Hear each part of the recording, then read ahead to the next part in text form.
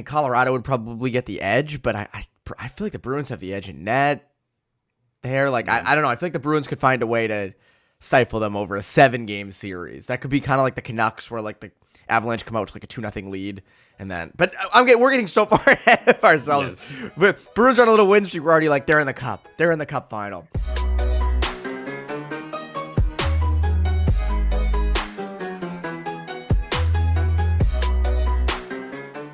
And welcome into Poke the Bear, episode 197, presented by our friends over at FanDuel. I'm Evan Marinofsky. That's Conor Ryan. Conor, what is up? Evan, I'm doing well. How you doing? Doing great. It is it's a good time with the Bruins. They continue to roll Monday night. Neither of us were correct on the last Bruins beat, which we recorded on Monday. We were like, we gave our predictions. I think I said 4-3 overtime loss. Yes. And that turned out to be false. Didn't even come close. 4-1 win for the Bruins. And I ask you this, Conor. Was that the best Bruins performance of the season?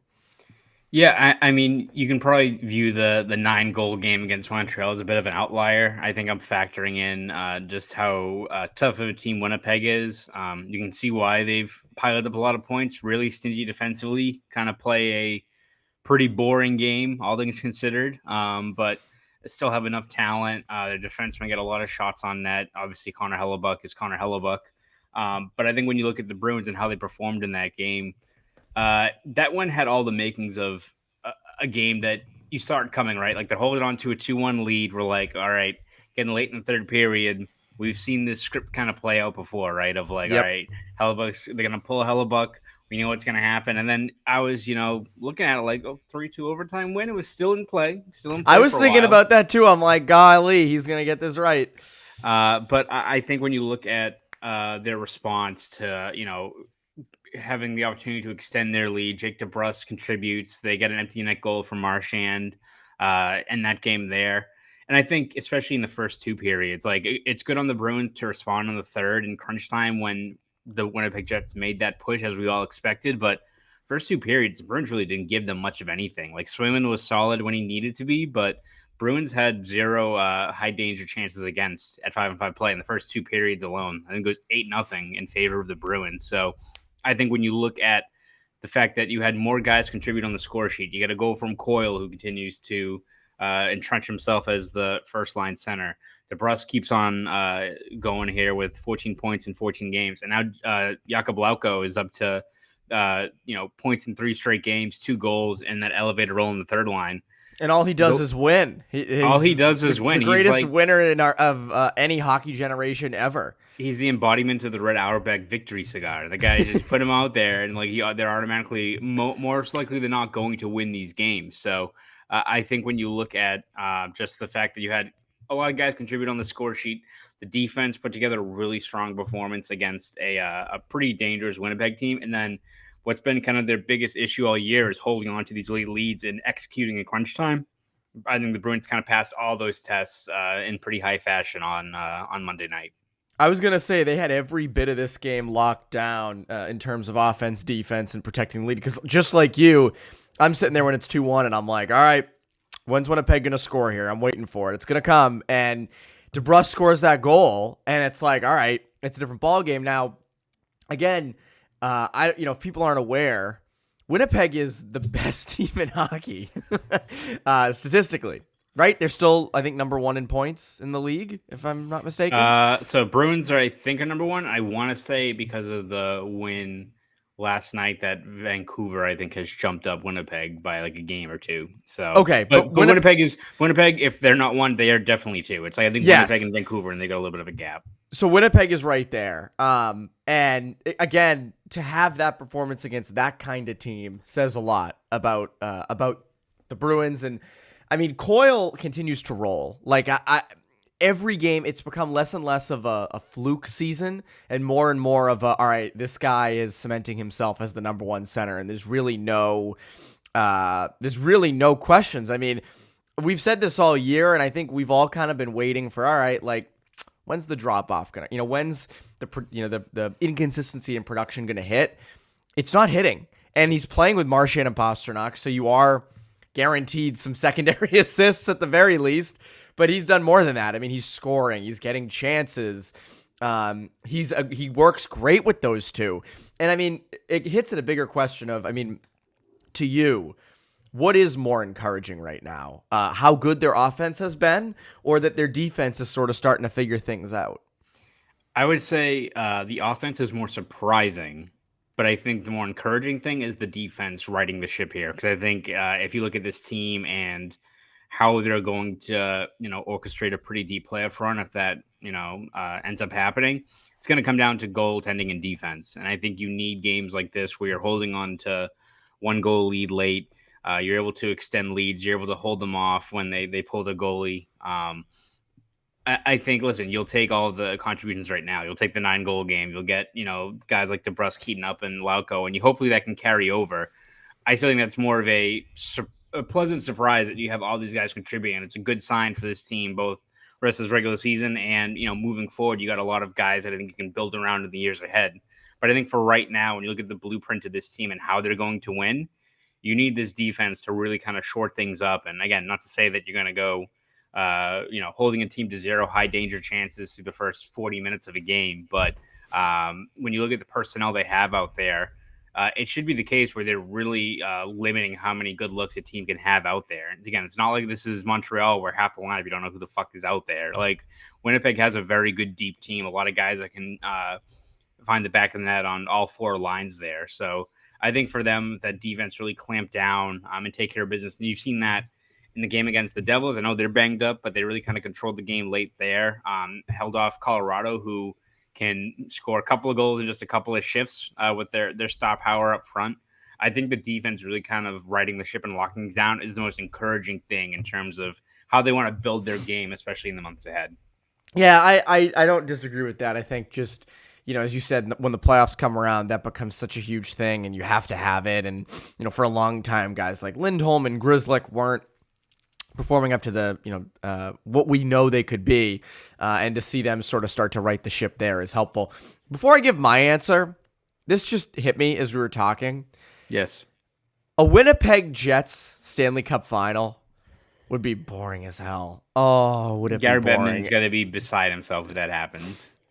And even and so that's one. 2 is the travel to Winnipeg would be terrible. I mean, can you imagine like all the tweets of the reporters being like, this travel, I can't, I hate going to Winnipeg. Travel sucks. There's nothing to do. I'm marooned in Minnesota or like Chicago. Wherever you have to connect to, there's not a chance in fucking hell you're connecting from Boston to. There's not a straight flight, I don't think, for Boston or Winnipeg. You got to go to Toronto or Minnesota or one of those places, I'd imagine. I would think, yeah. And just to go to Winnipeg, and I know that some of the players there are like, oh, no, it's like not that bad. And I've never been, so hand up, I've never been. I'm going completely off what people say online, so I guess it's never a good idea. But it is not the most riveting city. Now, I will say, it's like people who rep Worcester. I'm just kidding. Yes. No disrespect to Worcester. I have no tie to Worcester. So, like, I was, I went to school out in Western Mass in Amherst, so, like, I'll defend Western Mass, maybe not Springfield, but like Amherst area, I will defend. Worcester, I have no allegiance to. If we want to dump on Worcester, I'm more than happy to. But it is getting better. It is getting nicer. I'm sure that's what they say. And there's a lot of good restaurants out there. All the power to you. But I'm just probably gonna stay in Boston. the Southie man is gonna stay in Southie. But the one positive of Winnipeg Stanley Cup would be that place would go nuts. Like, yes. That arena would be a madhouse. That would be the closest thing you have to, like, a college atmosphere, which I think would be really cool to see on TV or to see it in person. But I want to, like, teleport there. I don't want to have to go through the travel. I don't want to have to, like, I want to go home after. Like, I want to be like, all right, I'm in Winnipeg. I'm in my seat. I'm watching the game. And then I'm home. I'm back. I can play Xbox. I can, hang out with my buddies. Evan's just going to leave all of us in gray Winnipeg. He gets on the Wonka glass elevator. Just goes back and forth. Goodbye, guys. You kidding me? Screw all of you. I'm going in that first. I'm out of there. You guys can take the next trip home. Maybe I'd let you in. Thank you. It's very considerate. The Wonka glass elevator that just goes to nowhere. Yes. But yeah, a Winnipeg Stanley Cup, and I know a couple of years ago they were close, or they were a favorite, And I remember, there was always, remember the year in 2017 when the Ottawa Senators were like a goal away from the Stanley Cup, and it was like, ooh, an Ottawa-Nashville final. That would not be the greatest thing to watch. Guy Boucher's boring ass system. Making God. it all the way there. It's like if like the 2011 Lightning made it. Like, and that team had a lot of like star players at the top, but man, that system, snooze. Terrible. A Bruins Canucks Stanley Cup.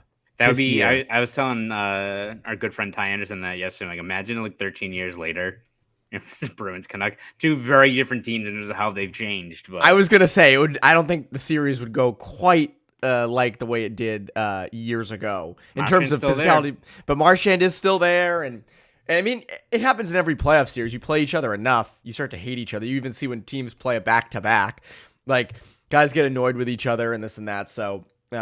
Yeah, Vancouver. We'll have to do a podcast at some point. Like, who would the most exciting matchup be in the Cup? I mean, Vancouver is the easy one, just because of the history. But like Vegas would be really cool. Vegas would be. I think that's number one. Eichel, Bruce, LA would be cool just to go to. Like, just have to go to LA. I think LA's cool, so I'll give it that. Colorado. Entertainment factor, probably Colorado too. A lot of high scoring games. Yes. Yep, Colorado would be cool. And in terms of like being favored in each of those series, Colorado would probably get the edge, but I feel like the Bruins have the edge in net there. Like, I don't know. I feel like the Bruins could find a way to stifle them over a 7-game series. That could be kind of like the Canucks, where like the Avalanche come out with like a 2-0 lead, and then. But we're getting so far ahead of ourselves. Yes. But Bruins are on a little win streak. We're already like they're in the cup. They're in the cup final. But if you guys feel that the Bruins are going to be in the cup final, there's no better place to wager that than our good friends over at FanDuel. The NFL regular season is wrapping up, but there's still time to get in on the action with FanDuel, America's #1 sportsbook. Because right now, new customers can get $150 in bonus bets guaranteed when you place a $5 bet. That's $150 in bonus bets, win or lose. Now is the best time to join FanDuel. The app is so easy to use, and there are so many different ways to bet, including live same-game parlays, finding bets in the new Explore tab, and making a parlay in the Parlay Hub. Frankly, that's the best part about FanDuel, is that you can bet on anything. You want to wager on whether David Pastrnak is going to light the lamp that night? Be my guest. Maybe which team is going to hoist the Lombardi Trophy next month? Go for it. You can really do it all. So bet now on an app that's safe, secure, and super easy to use. Plus, when you win, you can get paid instantly. So go to FanDuel.com/Boston and make your first bet a layup. FanDuel, the official partner of the NFL. Connor, I heard in that ad you said who's going to hoist the Lombardi Trophy next month. Do you want to make a prediction who you think is going to hoist the Lombardi Trophy next month? Mullen and the Lions, baby. Let's roll. Oh, I'm rooting for the Lions. I want to see the Lions win. I believe. Like, San Francisco had a so-so game. Like, I still like. I feel like the Chiefs are still going to beat the Ravens just because, like, I feel like that team is due for to let down Baltimore. But like, the Chiefs aren't the strongest they've been. Let's roll with the Lions, man. I just want Dan Campbell giving like a 45-minute soliloquy during media day. That's what I need. I would agree with you. The Niners look shaky the other night. I'm going to put the Lions past the Niners, and I'll put the Chiefs past the Ravens. The Chiefs always just find a way. Like, they really kind of are the new Patriots in terms of even with the weakest teams, they still find a way. So, and with the Taylor Swift thing, like, I think the Chiefs are, and I don't want to see them win. I don't want to see the Chiefs win. I want to see the Lions win. But I think the Chiefs ultimately pull it out. It'll be really sad if the Lions get all the way to the Super Bowl and lose. That would be so heartbreaking. That would be peak Lions, actually. Yes. Because Buffalo was peak Buffalo. They lost to the Chiefs. Go figure. Anyways, to continue on the topic of what's more encouraging, the Bruins D or the Bruins offense, which one righting the ship is better, I'll go with the offense. That was one thing we have tabbed all year as kind of a disadvantage for the Bruins. It's not an area of strength. There's been a lot of question marks in amongst those lines, whether it be Montgomery not playing the fourth line or not Montgomery not playing the kids or guys getting ridden too much or jumbling around. And for the first time all season, feels like they've got three definitive lines, and you could even say the fourth line too, with Boquist, Patra, and Heinen. Like, Marchand, Coyle, Pastrnak looks really good. Van Riemsdyk, Zacha, and DeBrusk looked awesome on Monday night. In terms of second and third effort, in terms of working the puck down low and having good long ozone sequences that kind of that go towards the strengths of those three players, where it's digging for pucks, winning net front battles. That line's got it. That line is something. And then Lauko, Geekie, and Frederick have been, outstanding. I mean, Lauko now has this new offensive front that we never knew he had. Frederick is terrific. I mean, when you consider the season, the passes and the playmaking that he does during a game, I think has been sensational. And Geekie's fit really well down the middle. To me, I think that's been the big development. Now, again, defense has been great. I think that was always gonna be figured out just because of the guys you had. Wasn't always guaranteed with this forward core. Now, again, they could stop. It could go away. It could, But I think having that element where, you hope the defense is going to be there, but knowing that you can score more than 2 goals in a game, and that they're doing it not in ways that are just snipes off the rush or, shots from the perimeter that are, bouncing off 7 people and going in. It's good, hard goals that are in high danger areas, that are around the front of the net. And I mentioned this here on Bruins Beat, the goals you score in the playoffs. And I think there is something to be said there. And also in terms of the trade deadline, like, if this continues, again, it's been a 2-week, or it's been since Christmas. So it's more than 2 or 3 weeks now, which time is flying, Connor. Damn. It's almost Christmas crazy. Again, baby. It is almost Christmas again. That's why I'm going to leave the tree up. Yeah, that's right. Leave it up for next Christmas. It's coming quick. But in terms of the deadline, like, if this continues, do you need to go out and add a top 6 winger? Maybe not. Maybe you just need to add like another depth piece and kind of see what you got. Maybe you now don't trade Jake DeBrusk. You say we're holding on to him. We're going to see what he gives us for the stretch run, and we're going to go with that. And maybe we get to an agreement in the offseason. Maybe we don't. But that could also change your trade deadline outlook if this continues. So I think the offense has been incredibly encouraging. These last bunch of weeks, it's becoming less and less of just like, oh, it's a good stretch, and it's turning more into like, okay, this might be sustainable. Yeah, no, absolutely. And I think it's also you're looking at guys that are carving out roles for like not this year, but like for the years ahead, where you realize that you now have guys you can plug and place into the middle 6 that I don't think you have to really worry about them anymore, right? Like, I think Trent Frederick is he just has a knack, even last year, of just elevating, I think, guys around him. We saw how good him and Coyle were, and it wasn't like it's like Marchand and Bergeron chemistry or anything like that. It just seems like Frederick always does the little things that can help a player out there, and you're seeing that with him in this new role. Whoever he kind of plays with, it elevates guys around him. I mean, that was a great pass he had to Lauko to set up that goal there. I think you're just seeing Frederick be a lot more confident in his game. Lauko, a guy that seemed like he was kind of rudderless for a while, like getting scratched from games, not playing 7-8 minutes. He's contributed more further up the lineup, and I think been a lot more engaged. And then Geekie's a guy that, again, for the future, he's only signed through next year, but he's a guy I think you can look at his spot and his versatility and be like, all right, he's a guy we can put in the middle 6. We know he can give us 35, 40 points. I mean, he's got 20 points in his last 27 games since coming back from that upper body injury in November. I think he had 6 hits on Monday night as well. So that third line is almost like just I was going to say, it sounds really stupid. Like that third line is like an elevated fourth line, but that's literally how it kind of works. Is it?